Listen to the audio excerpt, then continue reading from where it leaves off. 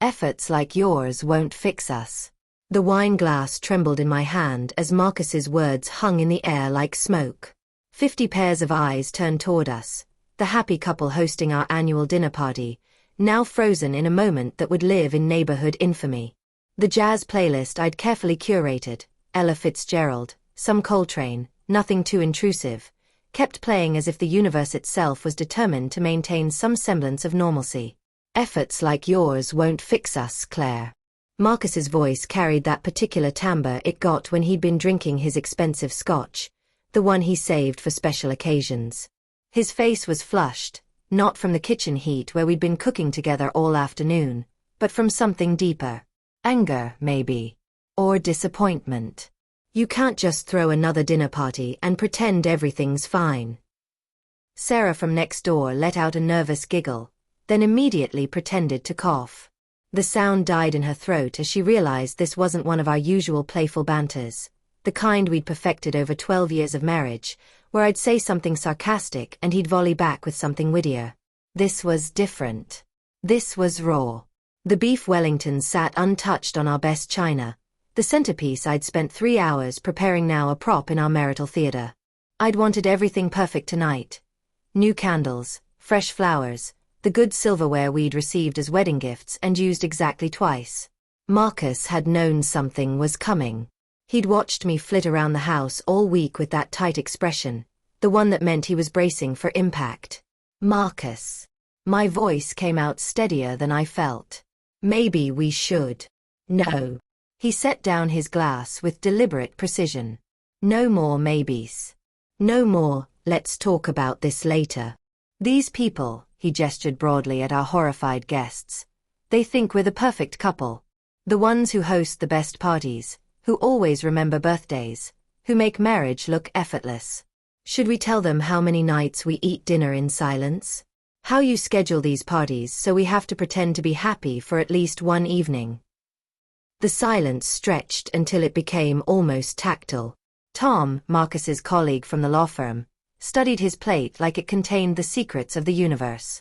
His wife Jennifer had her hand frozen halfway to her wine glass, as if any movement might make this moment more real. I felt my face flush, not with embarrassment, but with something hotter. Anger, perhaps. Or liberation. You're right, I said finally. You're absolutely right. Marcus blinked. This wasn't the script we'd been following for months now, the one where I'd deflect, make a joke, suggest we discuss this privately.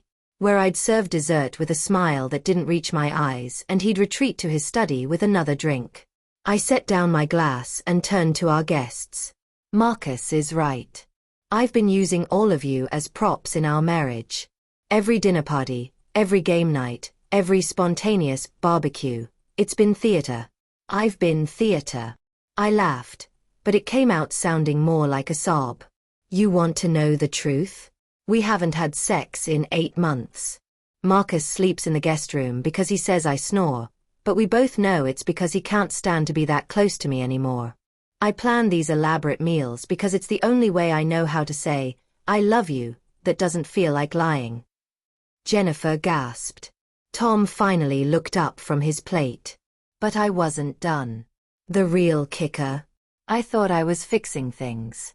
I thought if I could just make everything perfect enough, perfect food, perfect ambience, perfect guest list, then maybe we'd become perfect too.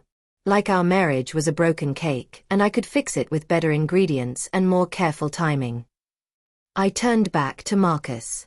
But efforts like mine won't fix us, will they? Because you stopped trying somewhere along the way too. Marcus's face had gone pale beneath his flush. The scotch seemed to have lost its hold on him. Claire. No, let me finish. You want to do this here, in front of everyone? Fine. Let's really do it. I moved to the center of the room, my hostess instincts so deeply ingrained that I automatically stepped around the coffee table instead of over it. You stopped coming home for dinner first. You stopped asking about my day. You started working weekends, taking trips, finding reasons to not be here. And I responded by trying harder. Because that's what I do. I try. I try until I'm exhausted from trying. until I don't even know what I'm trying for anymore. I looked at our guests, these people who'd shared our holidays and birthdays, who'd watched us dance at their weddings and held our hands at funerals. The truth is, Marcus and I have been broken for a long time. But we were broken quietly. Politely. We were the kind of broken that looks like functioning from the outside. Until tonight. Sarah stood up then, her chair scraping against the hardwood. Claire, She stopped, seeming to realize there was nothing to say. She sat back down. But I smiled at her, genuinely smiled for the first time in months. It's okay. Actually, it's better than okay. Because you know what? Marcus is right that my efforts won't fix us. But he's wrong if he thinks they were worthless. They taught me something. They taught me that I was trying to fix the wrong thing. I was trying to fix our marriage when what I really needed to fix was myself. My need to control everything. My fear of admitting failure. My inability to ask for what I really needed. I turned back to Marcus, who looked like he was seeing me for the first time in years. I don't want to host perfect dinner parties anymore. I don't want to pretend everything's fine when it's not. I want to figure out who we are now. Not who we were, not who we pretend to be for our friends. Who we actually are, broken parts and all. And I want to do it honestly, even if that means admitting that maybe we're too broken to fix. The room was silent except for Ella's voice floating through the speakers, singing about someone to watch over me. How fitting, I thought. How perfectly, terribly fitting. Marcus stood slowly, his movements careful and deliberate. When he spoke, his voice was quiet but steady. I don't want to sleep in the guest room anymore. But I don't know how to come back to ours either. It wasn't a declaration of love or a promise to fix everything. It wasn't even an apology. But it was honest, probably the most honest thing he'd said to me in a year. And honesty, I was learning, was a better foundation than perfection ever could be. Stay then, I said simply. Everyone else can go home. We can order pizza. Sit on the couch like real people instead of hosts. And maybe we can figure out how to be broken together, instead of broken apart.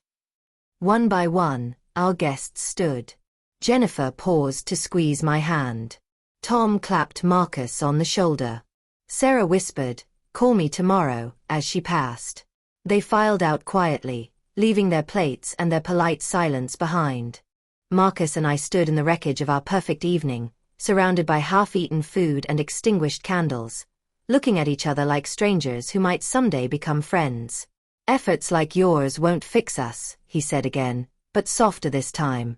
"But maybe we don't need fixing. Maybe we just need to be honest about what's broken." I nodded, reaching for the pizza menu instead of the dessert plates. Honesty I can do. Perfection I'm done with. The door clicked shut behind our last guest as we sat on the couch, not touching yet, but closer than we'd been in months. The beef Wellington grew cold on its perfect platter, and for the first time in a year, I felt genuinely hungry.